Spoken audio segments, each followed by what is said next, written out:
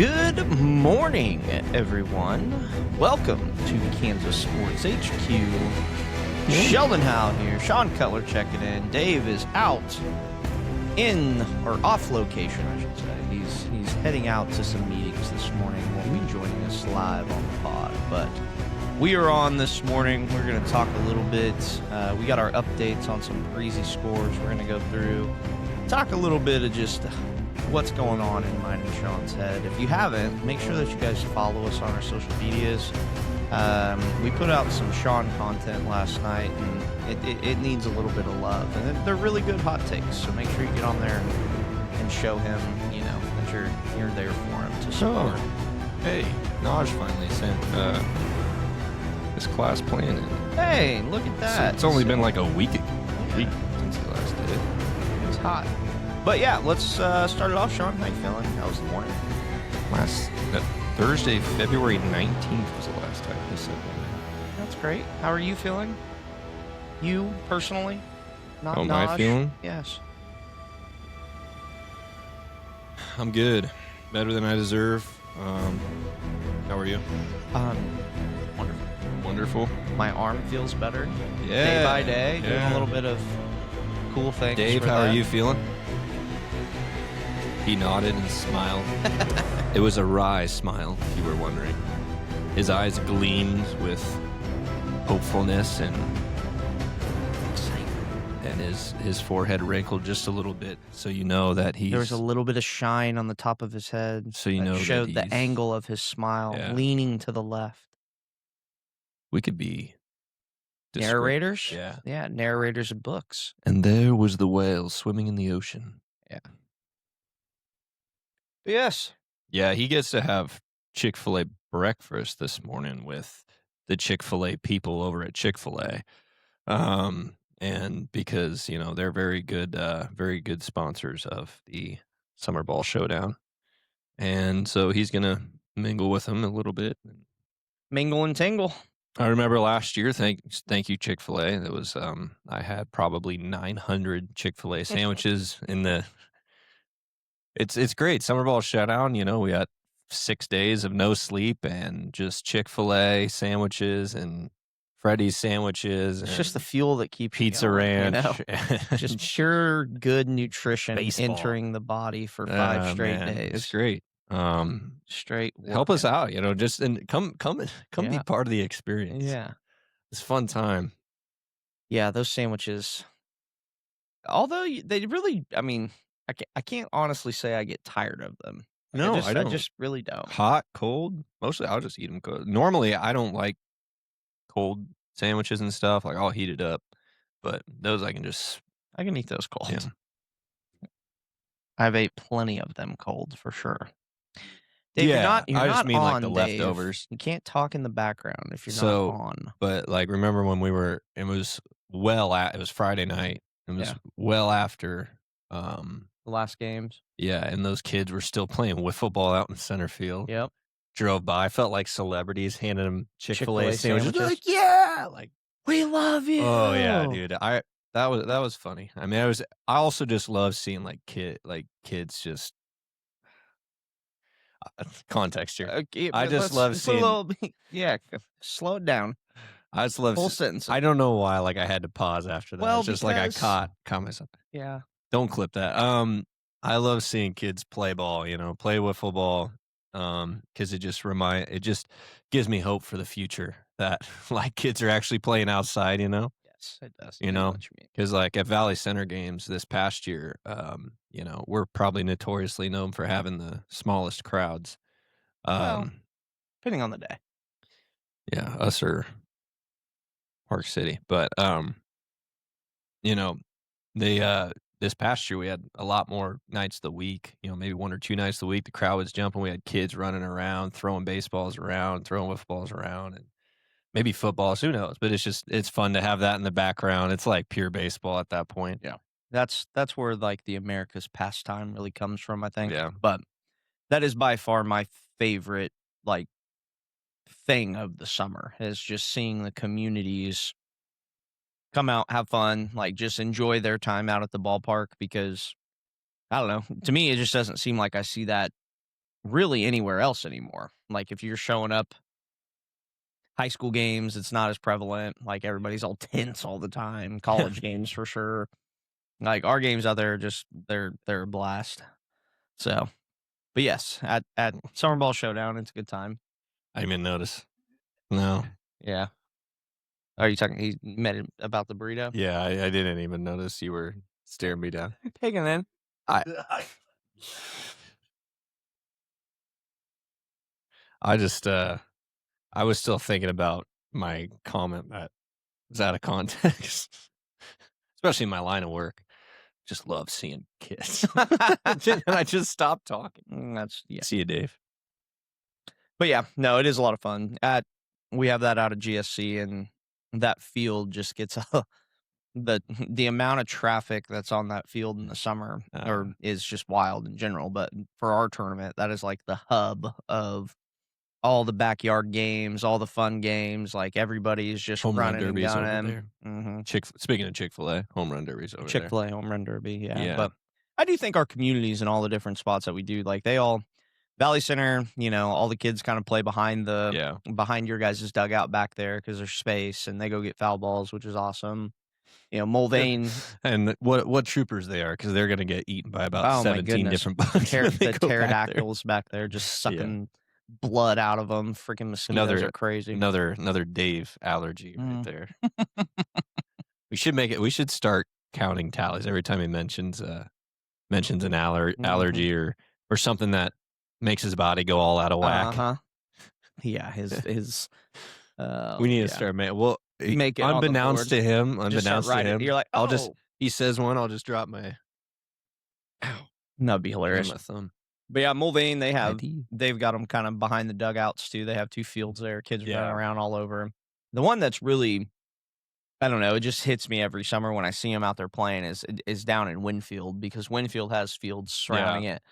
Every game they are playing just pick up like wiffle ball, baseball. Some kid single time has one in their car every single knowing that. Yeah, they go to that game to play their game, and it's awesome. It just reminds you of like Sandlot, of just like growing up, like just playing that pickup style stuff. Like it's just you can't put a price on that, man. It's awesome. When I was a kid, I could maybe watch about 2 or 3 innings max, and I get like we're watching the Yankee game at home or something. I get up, or I'm at my grandpa's. I get up. And they're like, "Where are you going?" Outside. I just gotta go outside. Outside. I just gotta swing the bat around a little bit. Let me get a little out. I'll be back in for the 7th or 8th. Yeah. I'll be out there till dark. It's dark. I'll come in, watch the rest of the last few innings of the game. But it's fun. It's fun to watch because that's how I grew up. Going to my brother's games and then high school games, and it's even college games you don't see it that much, but as far as the KCLB is concerned and Summer Ball Showdown, like that will always be our purpose, is to try and enrich that part of the game and never let that change, because that's where the long traditions start. That's where the love of the game is born. That's where and people for whatever reason just don't want to water that grass, and I don't understand that. That's the whole point. Yeah, that's the whole point of like having these teams in these small communities. You get a feel of, like obviously Winfield, they have Southwestern, but they play weeknights and stuff, and on the weekends as well. Obviously, they're a college team, but that's like in the middle of the school year. So kids got their own things going on. I don't know. I hope Southwestern has good crowds. I don't know if they do or not, but unlikely. Middle of this summer at night, these kids ain't got nothing better to do than go to a baseball game. That's where everybody's going in the town. Yeah, and awesome. that's the whole point. Like these guys coming in, obviously, and I don't blame them for having a mindset of like I'm here to get my reps and become better, so I don't get rusty over the off season. I can hit the ground running in the fall. I'm here at this new place. I have no problem with them having that kind of personal mindset, but also just take a step back and realize that these kids are now looking up to you. And like, like you said a while ago, it's probably been, when we talked about Winfield with Cole, but you were talking about the kids playing ball and choosing what moo player they were, Mhm. which and they want to be moos when they grow up, and that's like the whole point. Like you come to, yes, get your reps in, but you come to be part of a community and part of something a little bit bigger than just baseball, and get to be part of the passing of the torch and the generationalness of the game. I don't know if that's a word, but Yeah, the makes sense. the you get to be somebody looks up to. And I think that's when we're kids and we're looking up to somebody who's playing. I remember going to high school games or my older brother's games or going to a MLB game, and I'm looking up to somebody. I want to, and I'm always thinking I want to be in their shoes someday. Mhm. And then the thing that you don't even think about is there's somebody looking up to you now, and Yep. that's always really really cool. So I hope that's something that the kids that come in here and play for our teams really take a hold of and really buy into, because that's something bigger than baseball, and it's bigger. I mean, it is baseball, but that's the beautiful part about 100%. baseball that Well, and they transcends generations of people. exactly, and it's none of that has anything to do with what you do on the field, Yeah. and that's the part of it that's it's beautiful. Like, It's it's the jersey something. you wear. It's how Yeah. you handle yourself on the field. Mhm. Because those kids don't remember. I No, mean, no, these kids are. they remember that the games are fun. They remember winning and losing a little bit, like, because when you lose, it's not as fun, but they don't remember the score. They don't remember what's that you went 2 for 3 or 1 for 4 or whatever it is. Like, they don't care about that. Like, they And if care you about hit, how you make them feel and how, the host families, like, for those guys that get to go home with those, they're their, essentially like half brothers and sisters yeah, for the summer and get to hang out with them and learn how to, some of our guys, there's a flip side to that too. Some of our guys don't come from big time families that have, multiple siblings and things like that. So they get a sense of belonging and playing inside of a unit that's, a family core nucleus trying to like support something and be there for each other and that type of stuff. Like, these are all like the big picture stuff that behind the scenes of the KCLB we talk about all the time. But on the surface side, like, that's not, we don't that's not what we're talking about on a day-to-day basis with the players or the fans or whatever, but they are important pieces to how we operate our league. And I also believe that these types of pieces are the reason that our league is seeing the type of success that it is having is because we have a core group of coaches and staff and people, host families included, right? Operational staff, like the, support staff, like everybody across these places, like we value that so much higher than we value winning and losing. It just so happens that we've put good baseball teams together and we found ways to win, national championships. Like, we've done that. Like, and that's part of it. Like, and part of that success draws in more people. Sure. Like, success.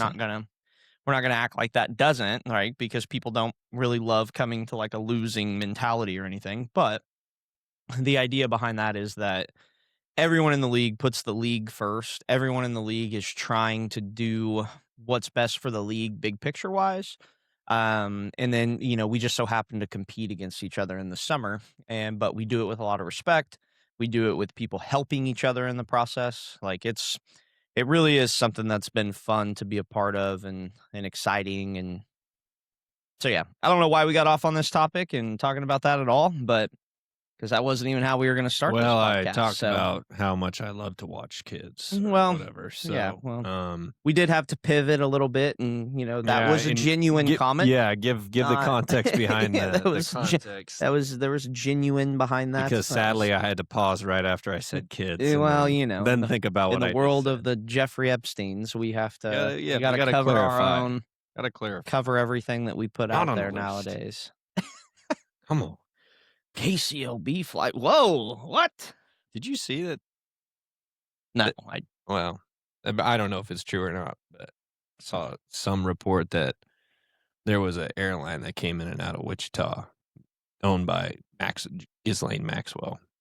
oh, really? Yeah. So, which I mean, I-35 is one of the most prolific pathways to the United States for human trafficking. So wouldn't be surprising. Yep.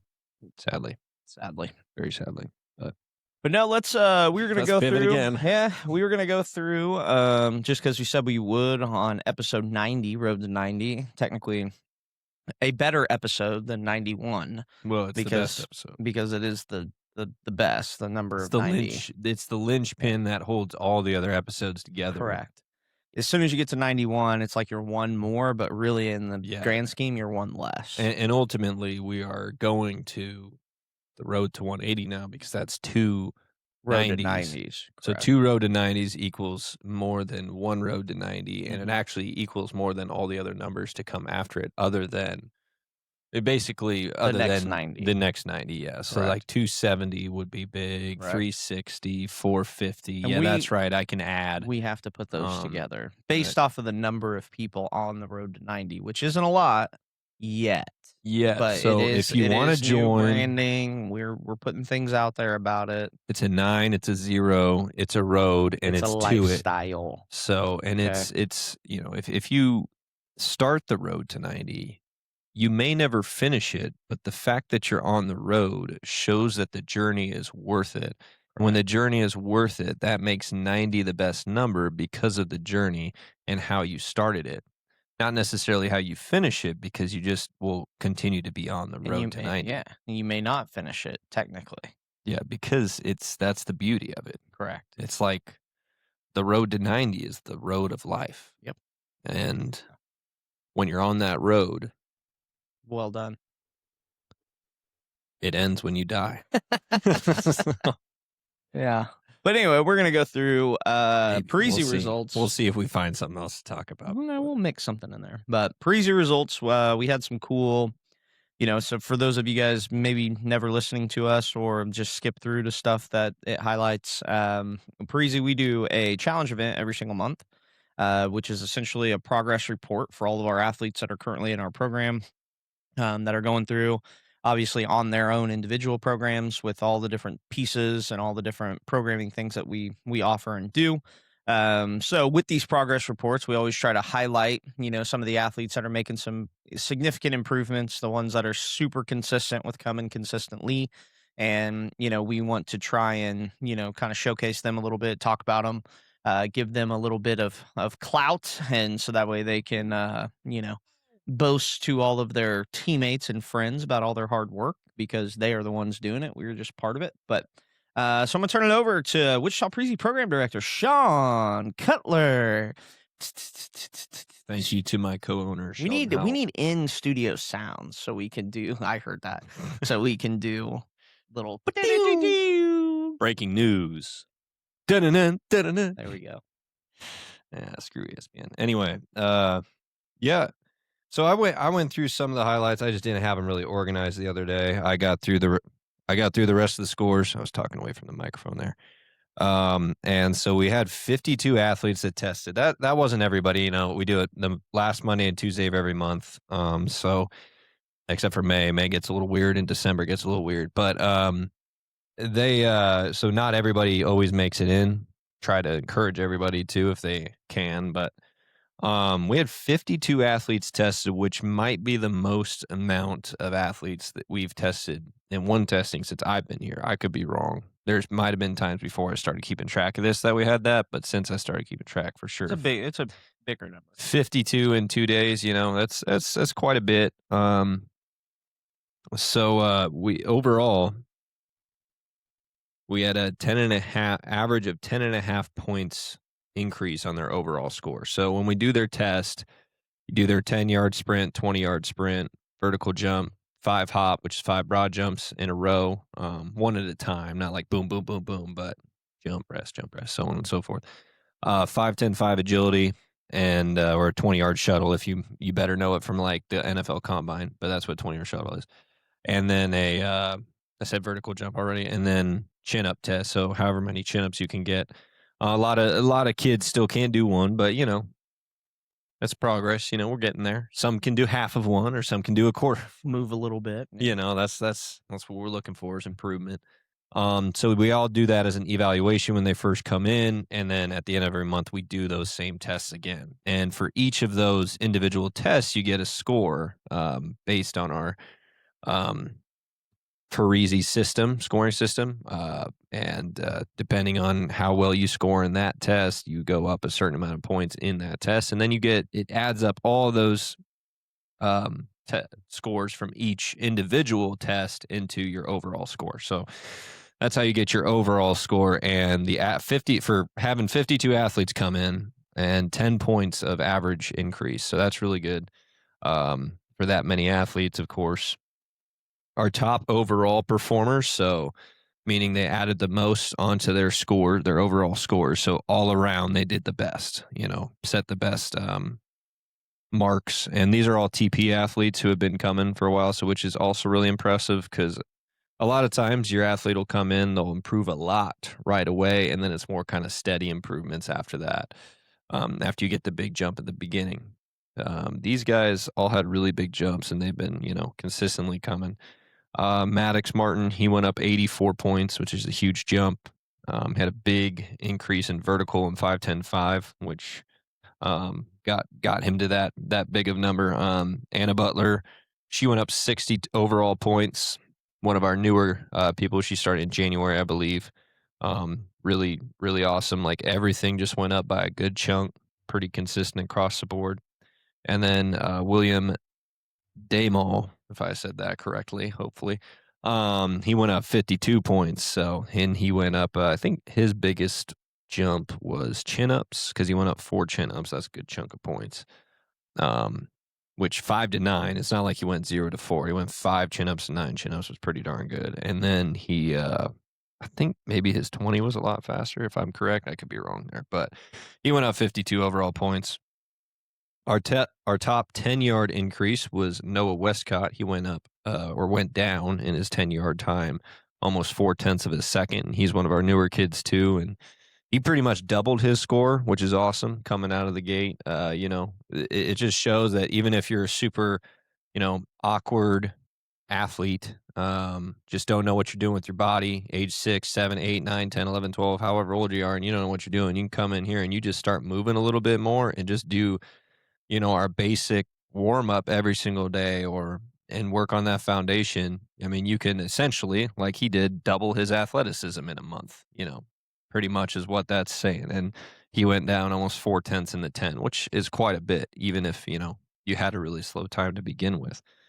Braylon Hurd went down almost 0.4 in his 20. And that's really impressive too, because Braylon's been coming to us for like 4 or 5 months now. So that's a big jump to have at this point, after a while. So that's pretty awesome for him. And then you have, Brody Klosmeyer. He went down 0.7 of a second in his 5.10.5, which is also awesome. One of our newer kids as well. That's a lot of time taken off. And then Maddox Martin, he had the top vertical jump increase. I think the top overall vertical jump, he went over 30 inches. So, and his increase was 3.5 inches from last month.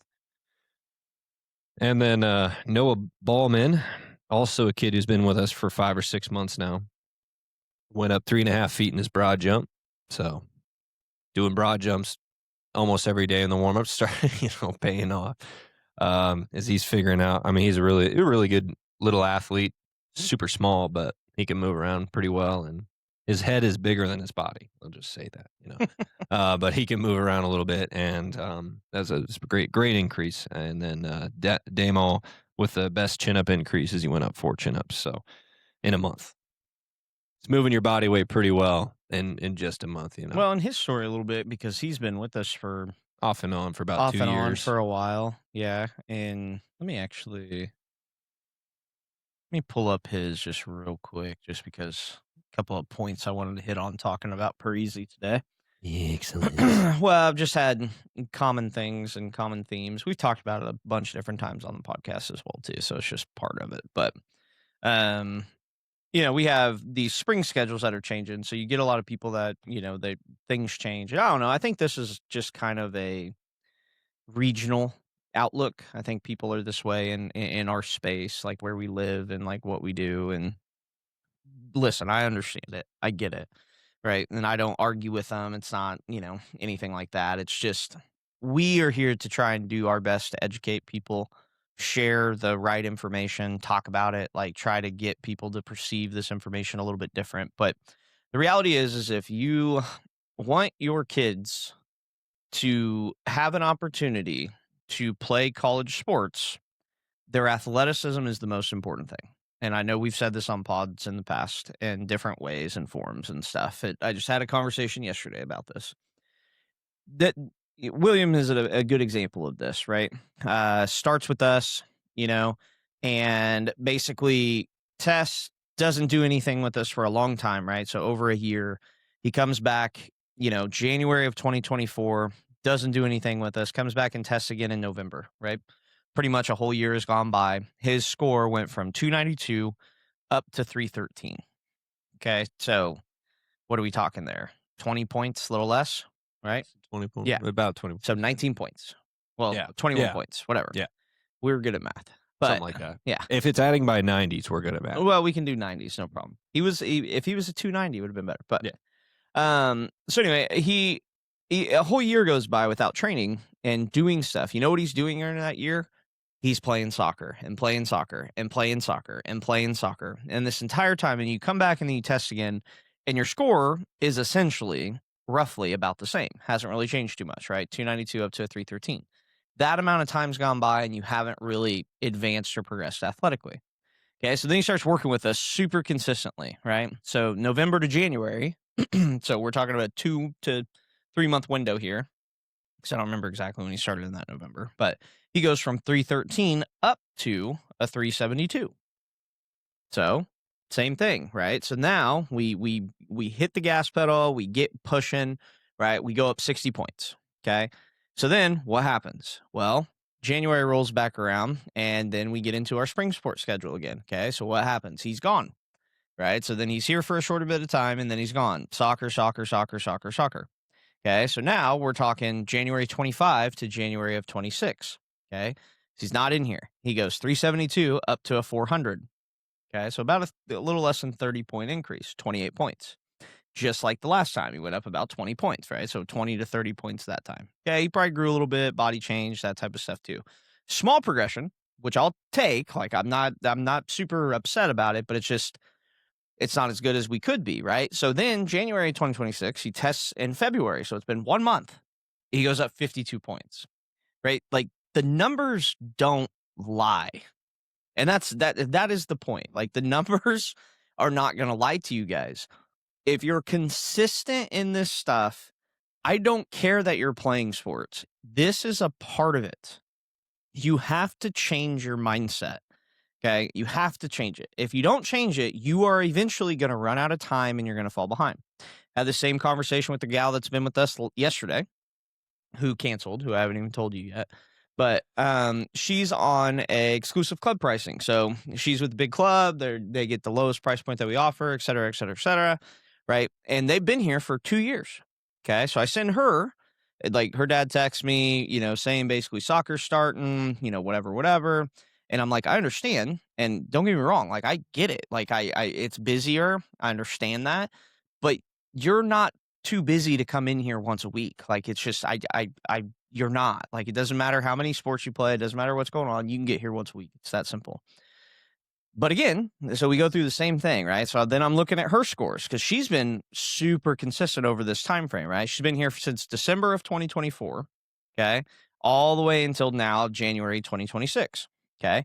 She's been here consistent, right? Started at a 272, okay? You bump up immediately to a 341, then to a 367, to a 386, to a 393, to a 433, to a 448, right? So I just want to look at the year-long perspective, right? Because she's here December of 2024, okay? And then she comes back and she's going to test all the way in January of 2025.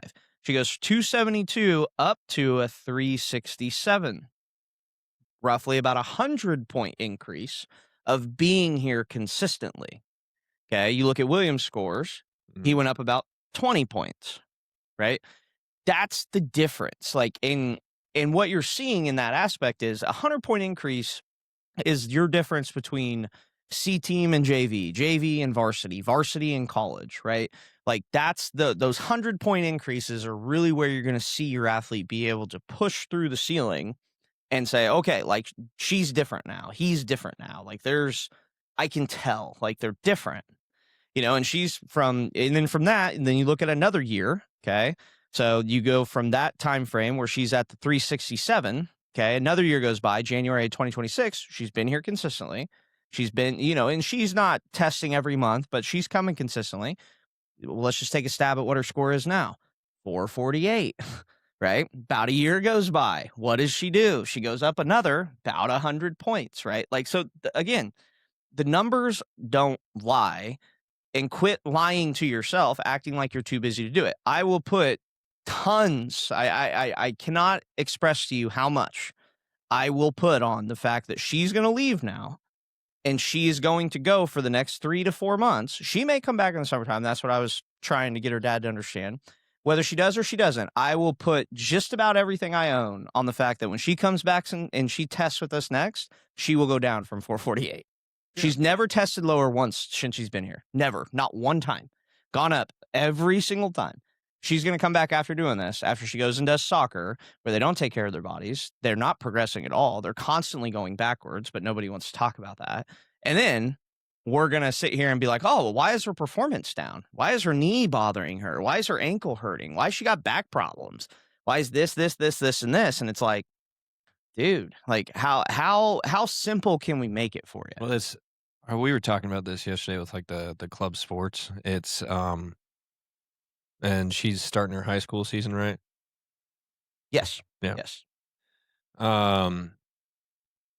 It's this is the time we live in. It's short-sightedness is what's in front of me right now. It's not what's going to happen long term.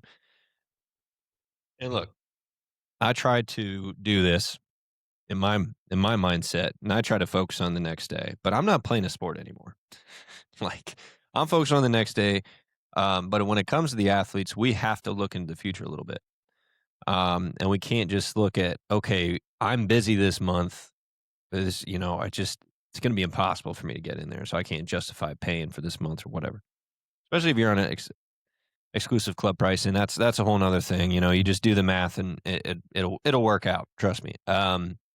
When you look at our other prices and everything, but it's still like so short-sighted. Oh, we got to focus on soccer now, or we got to focus on this now. I don't want to wear out. And that's the common misconception, because I don't know if you've been looking at the scores or not, but we're not a conditioning program. She's not getting worn out. I almost dropped an F-bomb. I didn't.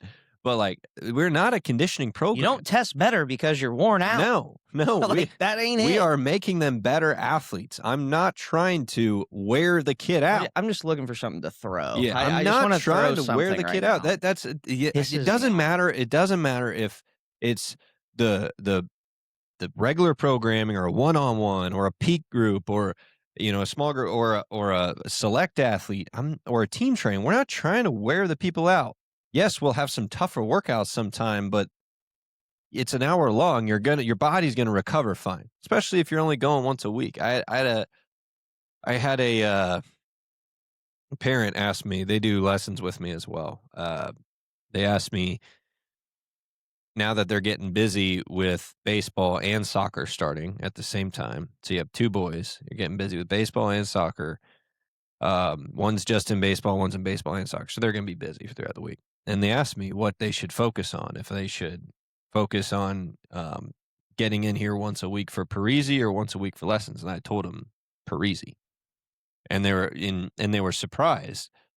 And which, when you look at them paying the business and them just paying me for lessons, I probably surprised that I would say that. But I was like, no, for your kids, especially for your kids, especially young athletes, and it doesn't matter, old athletes too. But we can always come back in and do a little quick tune-up lesson. That's fine. We can find a time of the week, get in here, do your tune-up lesson if things are going really bad. But stay consistent at Parisi, and your body is going to be more prepared and better prepared. And ready to roll for the multiple sports that you're in. And it's going to feel better because, like I said, we're not coming in there and just running sprints. And if any coach tells you to stop doing lifting or working out during the season, they don't have your best interest in mind. Get off They don't. team. They don't. They are clearly only short-sighted thinking of the season because they think you're doing too much and it's going to affect your performance. It's an absolute lie. And any coach right now who thinks that way needs to reevaluate their thought process. You have to train in season. It is better for your health. I'm not saying, and that's the problem. You say training, people are like, well, you're just going to throw weights around all season? That's what's going to get them hurt. That's not what it is. Well, get off Instagram. Yeah, that's not what it that's is. Where you get because your information. You talk about numbers not lying. Okay. Our testing numbers don't lie. Those go up. Like I said, that kid who doubled his score basically doubled his athleticism. Okay. Your numbers go up, and this actually translates to athleticism. It translates to the field. That's why we do an agility test, a broad jump test, a vertical jump test, a relative body strength test with the chin-ups, and then the sprints, because it actually translates to the field. You talk about training in season with lifting, not that lifting is bad in season, but if we're talking like max numbers, those are the numbers that can lie. Because trust me, I worked my butt off in the weight room for 3 years and 3 out of the 4 years in college, pretty much 3.5 out of the 4 years in college. And I didn't see the progress on the field because I wasn't improving myself athletically. I was getting stronger, but I was also getting stiffer and less flexible. And part of that's on me, but I also just wasn't guided in the right direction. I was just like, I got to get bigger and stronger, and that'll make me a better ball player. It didn't. Okay. And it doesn't make you a better athlete. That's fine to lift heavy and move weight fast. That's good. But we also have to train our bodies and not just our muscular system. Okay. We have to train our central nervous system. We have to train our fascia, our tendons, our collagen, and all that stuff that supports our muscular and skeletal system too. And that's what we do here. It's so much more farsight, like it's so much more preparatory for the future tomorrow and the future as well, what we do in here, than just, oh, come in here for a month, we'll get you right for the season, send you off to your sport, and that's that. No, this is a investment long term, and that's the problem. Like the $50, like the exclusive club pricing, is such a freaking steal of a deal.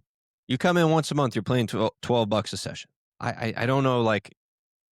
And it's not even about, it's about like seeing the value in what we do. And that's the problem.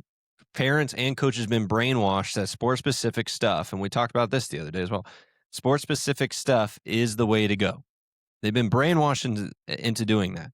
And I'm not saying sport-specific stuff is bad. I'm not saying weightlifting is bad. I'm just saying if you do too much of one thing that's not focused holistically on your athletic ability, that's what's going to be detrimental to your development moving forward. It might help you in the short term. It might help you tomorrow. It might help you today. It might help you feel better that you threw a bunch of weight around.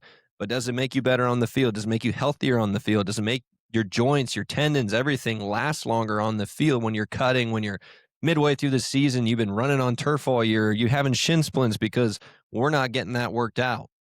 You know? There's so much different things that can pop up if you don't take care of your body throughout the season. And that's why Parisi is so much more than just sprints and strength and everything. It is holistically getting you, and I don't really like using that word because I think it gets taken like hippie differently kind of thing. But holistically, peace and love. Yeah, every single system of your body works together, and that's what we do here. It's so much more than just getting your muscles bigger. It's so much more than just getting you faster. It is getting you faster, but it's so much more than that. It's bulletproofing your body so you're a better athlete, healthier athlete. You can move better, and you can last longer throughout the season without getting those aches and pains and knee problems and ankle. We get people who come back after a season every single time. Oh, I got a knee issue now. Oh, I tore my bicep. Right. Like, what? You're 12 years old. What are you tearing your bicep for? Yeah. No, I got a labrum issue. I'm like, why? Like, it's just like, I know you're on. There's freak accidents. Things happen, you know, like broken injuries. ankles. My brother broke his foot stealing third base one time, like just because he's a weak little boy. But did Denton do Parisi? No. Yeah, that was kind of wild though. He stole third base, slid into third base, and popped up and was like, Yeah, that don't feel right. I've seen that before. And Like, he's like, I've seen that with something's baseball weird. players And then before, yeah. he kind of sat there for a little bit, and then like he tried to like kind of walk it off, kind of a Slide thing. head first, guys. Slide And head first. Don't slide feet first. But yeah, but to the point, it's just I don't know. Like we can rant on that, and we have. Oh, It's yeah. just the Talk scoring about that thing all is day. just something that is just like, and you hit it on the head. Like seeing the value in what it is from a long term perspective. And I'll say this because I honestly believe it. I think with that girl, her opportunity to go to college is so much more prevalent right now Oh, yeah. than it was 2 years ago. 2 years ago, By if your she stayed, description, I know who you're talking. yes, but 2 years ago, if she stays on the trajectory that she's on, there's not going to be much opportunity for her. She's undersized. She's not like she's a big girl. She's not that fast at that point in time. She's gotten a lot faster. But the reality is like if you take the trajectory of just playing your sport and just doing that and doing that and doing that, not working on the stuff outside of that, the average that we're going to see, and this is an average, is going to be between 20 and 30 points a year that you go up. Working on this stuff, you're going to see an average of 100 points a year going up. And this is across multiple performance categories, right? All things that college coaches are looking at, right? I said this on the pod the other day. Like, I don't care if you know much about the sport. All college coaches think they can teach it. That's why they're college coaches. All college coaches know the sports, for the most part, that they are coaching, or they wouldn't have the jobs most of the time, right? High percentage. There is a few guys that get thrusted into some roles. Know. It happens, right? Bail That's life. upwards. But We all know they what expect you to be at a level athletically. Like they expect it. It's an expectation. So if you are not there, it's the price of admission. And if you're not there, you don't get a ticket to even get looked at. And that's the problem. Like people think that their sports specific skill sets are going to be the things that get them eyeballs. And that is the biggest which lie. is what everybody else is doing. That is the biggest lie that people tell themselves. Because, and this is, there's a lot to unpack in that, but part of it, probably the most important part is the level that you play at statistically doesn't translate to college. And you guys got to understand that. I don't care how good of a high school player you are. We play in college. It's different. It's not the same. I hit like 800 in high school. Like it doesn't translate who you're playing against, right? I had this conversation with the Legion guy the other day because we were talking about having some of their guys do some stuff, whatever. And it was the same thing. I said, the best thing for these guys is to play better competition. If these kids at Legion Sports think that they have a fighting chance to play at higher level anything, they got to play at a different level of competition. It's the only chance that they have. Because if you just go play a bunch of Legion level stuff, that's great that you hit 1,000 and had 9 doubles and did this and did that. You scored 17 goals in one game. Like, amazing.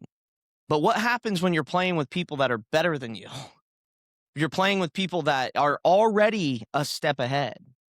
That's the part that we have to change as a youth society, like a youth sports. You have to change that mentality if you want your kids to stand out and have a chance. This is the other argument that you always hear all the time from parents too, and they talk about it. They're like, oh, Susie, she's over here she's doing this. She's get these goals. She's doing this. And for whatever reason, it's like the coaches are more interested in this girl. And it's like, you go look at them and you go, well, yeah, Karen, Teresa over here, she's 5'11". She weighs 150 pounds. And Susie is 5'2" and 105 pounds. And we're talking about playing at the next level. Do you think they care that your kid is better at the high school level? Right here, right now? No, they see her and see, okay, I'm going to get her in the gym. She's going to be a monster, and she'll just run people over for me. But for whatever reason, we can't, as a youth parent, they just can't, they don't see it. They see, oh man, my son, he's a hockey guy and he's scoring on everybody because he's this, this, and this, and he's so good with this. And it's like, that's great, dude. But what does that matter at the next level? There's just that road to that is just filled with a lot of convoluted thought processes and things where parents, they lose sight of what these coaches are looking for. They lose sight of how these programs are going to be ran because they can teach them how to play. I promise you. Every college coach thinks that they are the best coach in the world. Every college coach thinks that they know how to teach the sport. Every college coach believes that they can do those things. And they all have their own systems they run. So it doesn't matter what they're doing at high school, where it is, whatever. Don't get me wrong. There's got to be there's a level of admission to get in there. But if you lack in all of these areas, here's the awakening that you guys all need to hear. It's your fault. It's your fault. It's nobody else's fault. It's your fault. That's what drives me up a wall. Well, drives me crazy. To go off that point, if you're that you just said, if you're too busy to come to athletic performance school once a week, even do it on your own. Because nobody wants to admit that either. It's like, oh yeah, we lift on our own. What do?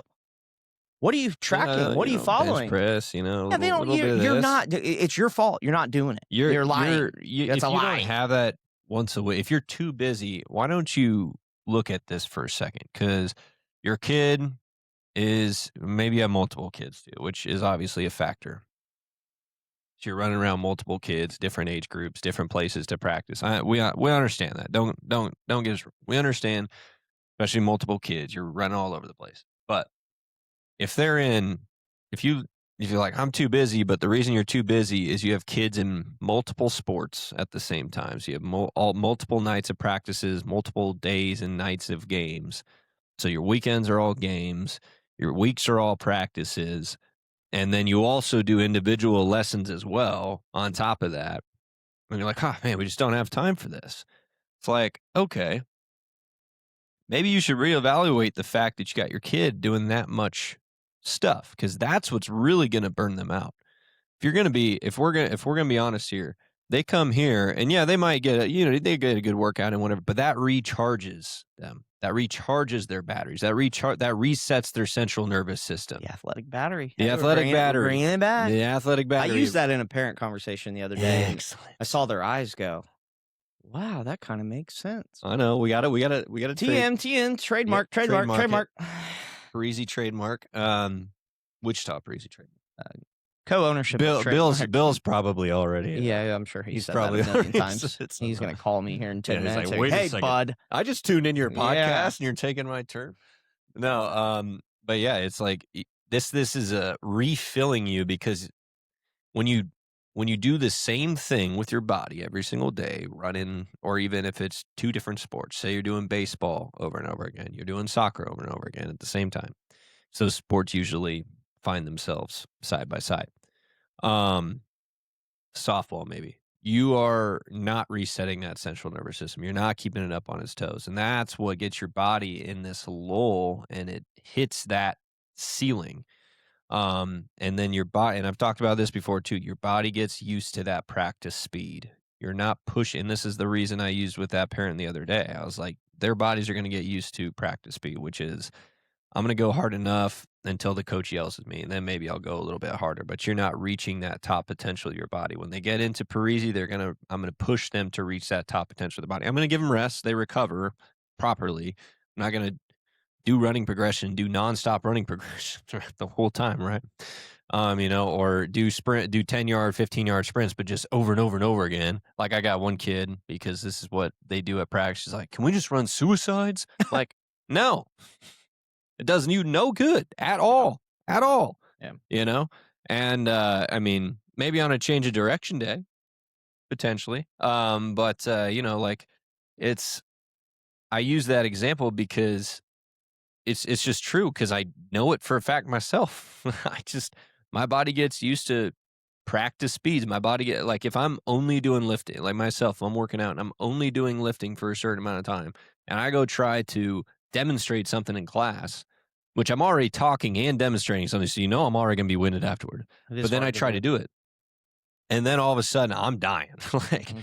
but if I'm working out myself on the turf and doing my own movement stuff 2 times a week and practicing those things, all of a sudden it's a lot easier for me to do it on the turf, even though I'm talking at the same time. And then Mhm. my voice cracks, I run out of breath. But Mhm. I'm gonna finish puberty eventually. But yeah, like your body needs to be that central nervous system needs to be reset and it needs to get fired up again in a different way. And that's what we do here. Central nervous system, tissue training, whether you want to call that fascia training or collagen training or tendon training, whatever. With the and I tell these kids to do these things on their own. And then I also tell those kids, the people who come a lot, this is another thing.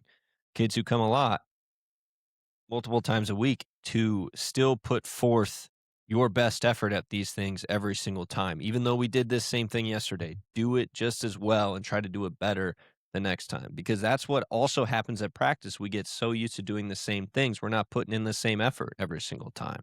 Yep. So then you don't really get better because you're bored. And Yep. you're like, well, let's just do enough to get through it. Mhm. And then you do that 5 times a week. You think you're going to get better? Nope. No, you're going to get burnt out. You don't Yep. want to do it anymore. Yep. It becomes a job. Quit making these kids work like they're in a job. They're already in school for 8 hours a day. You think they want to do the same practice 2 hours a night every single night? Some kids are all about it. I understand that.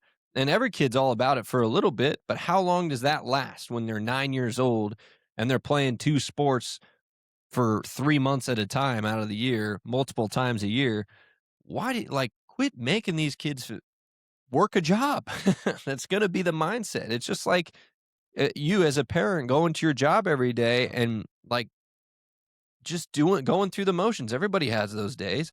Your kids are doing the same thing in practice. And then you're like, why aren't you getting better? Or why aren't you playing? Or why aren't you improving? It's like, look in the mirror, Yep. see what they're doing every day. Think logically for a second.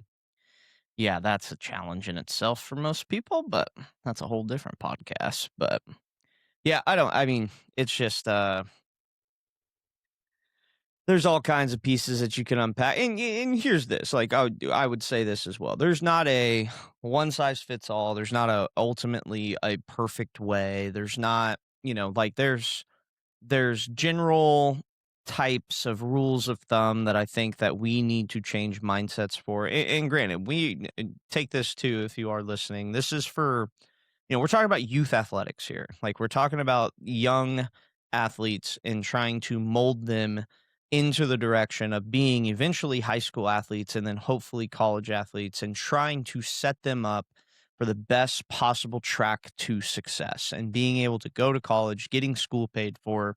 Like that should be everyone's mecca. Like that should be step one in the mecca process, right? Everybody wants to do more, but we gotta reel it back into understanding that that is a massive life accomplishment, like massive, not just something not to pay no due to or whatever. Like it's something you have to keep in perspective, but where you are spending your time and how you are on that track is so important because you don't get that time back. You don't.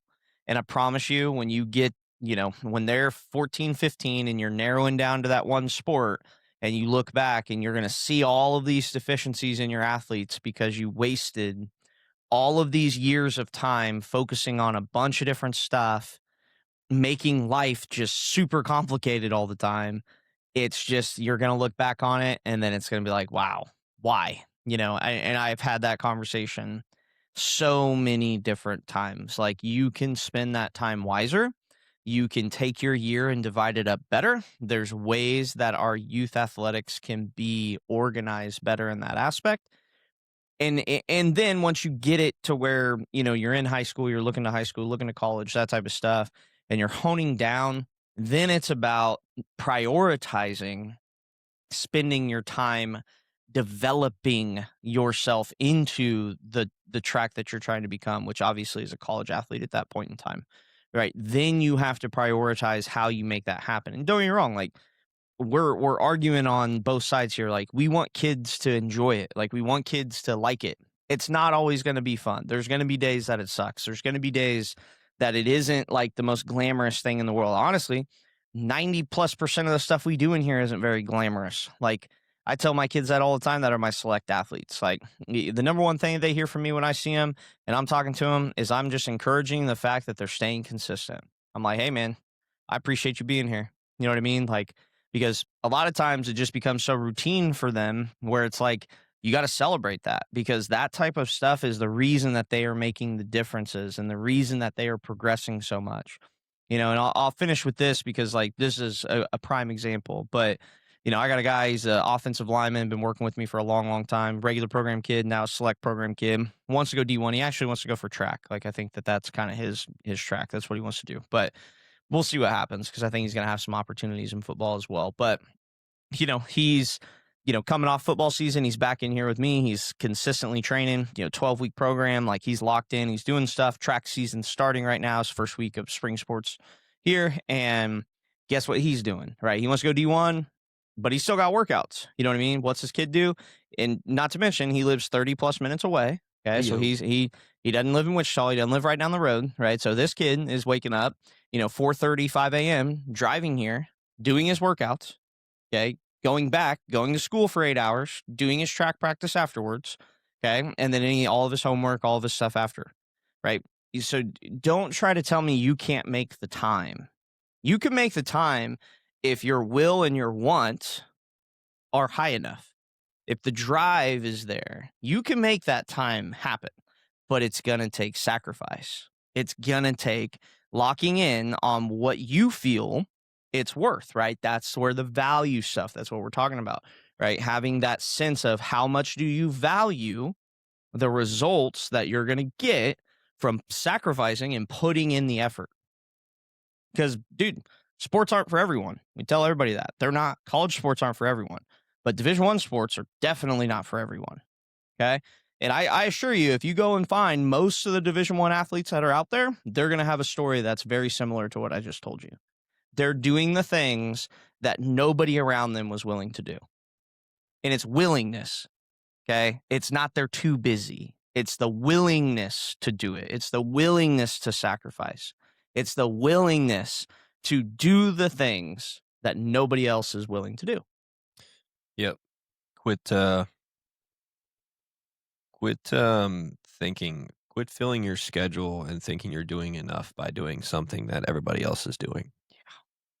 Fill parts of your schedule with stuff that not everybody else is doing. And then your work ethic can actually push past that stuff that everybody else is doing, and what you're doing by yourself when the lights are not on, when you're not around your buddies, when you're not around your friends at practice and stuff, and you're out there and it's just you grinding.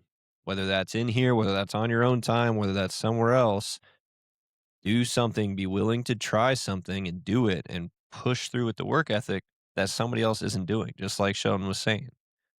Right? If we do something everyone else is doing, you're not separating yourself from the pack, or you're not catching up to the pack because you're running parallel with, well, not parallel, but you're just you're doing, not gaining on them. exactly. You're not gaining on them if you need to catch up, not and you're not separating. separating Yeah, if you you're need not to pull away. Yep. So you want to continue to be part of the pack. Go ahead, fill up your schedule with sports specific things all week long.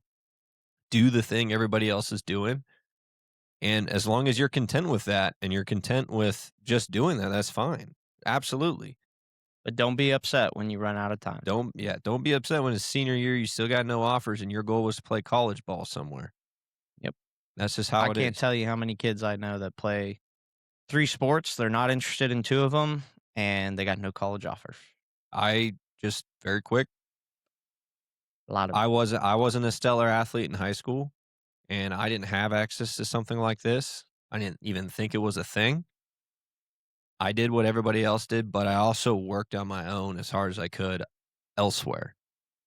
And then I had the work ethic to try and play the next level. It was NAI, but it was the next level. And I went and I did it. And no, my career didn't go the way I wanted to. That's why I do this now. That's why I coach now, because I want other people to have better careers than me, and I want other people to make better decisions than I did. But at the same time, I still knew that, okay, I'm not the best athlete here. I'm not the best player here. I got to outwork everybody just to try and get that opportunity. And I did. So, Yep.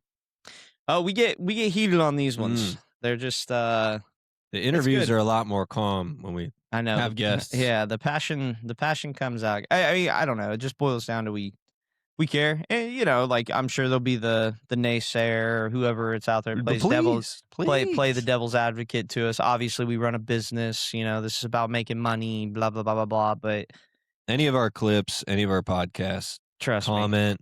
Go for it. Yeah. Like, you know, if we remember or we see it, we'll definitely respond. I bet if we put together the amount of hours we put into these athletes compared to the amount of money we make, you guys would probably call us crazy. So, but let's close it up with that. Let's finish her out with a good old prayer and thanks to the good old Lord for allowing us to be here. We appreciate that opportunity. Hope everybody has a great day. Thanks for tuning in. If you were on, if you got any topics or anything you guys want us to do, let us know. But Sean, go ahead and close her out. I got to get ready to go pick up Banks, so don't be too crazy over there.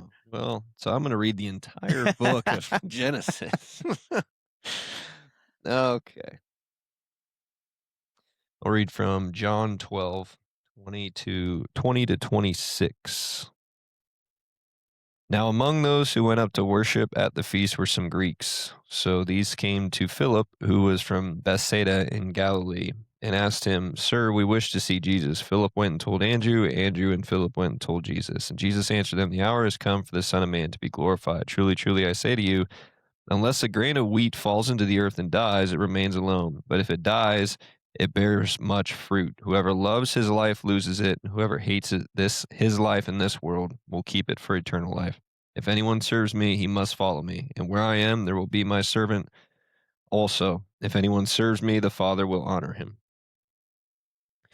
Lord, thank you for this conversation. Thank you for putting us in a position to have impact on other people's lives, to serve other people, to try our best and work our hardest to make their lives better, Lord. Thank you for every opportunity to do that. Thank you for continuing to allow us to serve other people and serve communities in order to hopefully give other people opportunities as well. Very privileged, Lord, to be able to do this every single day and then also get to talk about it and air out some of our grievances sometimes, you know. Very privileged to be able to do that, Lord. I just pray that we do it and think principally to honor and glorify you, Lord. In Jesus' name we pray. Amen. Amen. We appreciate you guys hopping on, tuning in. Like I said, if you got any comments, anything you'd like to share, anything you think we should talk about and cover, let us know. Hope you guys have a good rest of your day. We shall see you tomorrow on episode 92, just 2 worse than episode 90. There you go.